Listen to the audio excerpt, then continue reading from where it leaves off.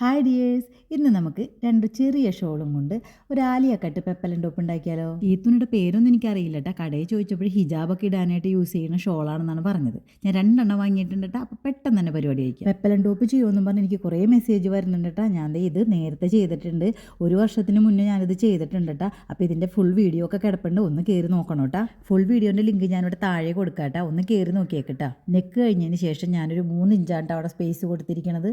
ഞാനിവിടെ ഷാർപ്പായിട്ടുള്ള ഒരു ആലിയ കട്ടല്ല കേട്ടോ ചെയ്യണത്, ചെറുതായിട്ട് കർവ് ചെയ്തിട്ടുള്ള ഒരു ആലിയ കട്ടാണ് ചെയ്യണത്. പിന്നെ ഞാനിവിടെ ക്യാൻവാസ് വെച്ചിട്ടാണ് ഇതേപോലെ കഴുത്തൊക്കെ റെഡിയാക്കുന്നത്. താഴെ ഞാൻ ഇതേപോലെ പ്ലീറ്റ്സ് ഒക്കെ ഇട്ട് കൊടുക്കുന്നുണ്ട് കേട്ടോ. അത് ഞാൻ മുട്ട് സൂചി വെച്ചിട്ടാണ് ചെയ്തിരിക്കുന്നത്. സാധാരണ നമ്മൾ ഒരു ലൂസ് സ്റ്റിച്ച് ഇട്ടിട്ട് ചെറുതായിട്ട് ചുരുക്കി എടുക്കലാണ് പതിവ്. ഈ തുണിന് എനിക്ക് അത്ര വിശ്വാസം പോരാ, ചിലപ്പോൾ പാവക്കുട്ടി ഉടുപ്പിട്ട പോലെ ഇരിക്കുക. അതുകൊണ്ടാണ് ഞാൻ ഇങ്ങനെ ചെയ്യുന്നത്. ഫ്രണ്ടും ബാക്കും പ്ലീറ്റ് ഇട്ട് കൊടുത്തിട്ട് ഇതേപോലെ ബോഡീസായിട്ട് അറ്റാച്ച് ചെയ്ത് കൊടുത്തിട്ടുണ്ട്. വളരെ സിമ്പിളായിട്ട് നമുക്ക് ചെയ്യാൻ സാധിക്കും കേട്ടോ. ആ വീഡിയോ ഒന്ന് കയറി നോക്കണം കേട്ടോ. ഈ സെയിം തുണിയുടെ ടോപ്പ് ആമസോണിൽ കിടപ്പുണ്ട്. കളർ വ്യത്യാസമുണ്ട്, നോക്കിയിട്ട് കിട്ടിയില്ല, അല്ലെങ്കിൽ ഞാൻ കാണിച്ചു തന്നെ. ഇന്ന് എൻ്റെ ബർത്ത്ഡേ ആയതുകൊണ്ട് ഇന്നലെ രാത്രിയാണ് ഞങ്ങളൊന്ന് ചെറുതായിട്ട് സെലിബ്രേറ്റ് ചെയ്തത്. അപ്പോൾ മുസ്രീസിലൊക്കെ ഒന്ന് പോയി. അമ്മമാർ 2 പേരും ഞങ്ങളുടെ കൂടെ ഉണ്ടായിരുന്നു, അച്ഛൻ ഉണ്ടായിരുന്നില്ല. ഭയങ്കര മിസ്സിങ് ആയിരുന്നു അച്ഛന്. പിന്നെ എപ്പോഴും ചെയ്യണ പോലെ തേരാപ്പാര ഇതേപോലെ കറങ്ങിയൊക്കെ നടന്ന് രാത്രി വീട്ടിലേക്ക് വന്ന് പിന്നെയും തുടങ്ങി പരിപാടി. അപ്പോൾ ഞാൻ കൈയുടെ ഭാഗത്തൊക്കെ ഇതേപോലെ ഇലാസ്റ്റിക്കാണ് ഇടുന്നത്, പെട്ടെന്ന് പരിപാടി കഴിയുമല്ലോ. അപ്പോൾ എന്താണ് നമ്മുടെ മെഷീൻ ഇതേ ഒരു ചെറിയ പ്രശ്നം, അതിൻ്റെ ഇടയിൽ നൂലൊക്കെ ഒന്ന് കുടുങ്ങിയിരിക്കണം.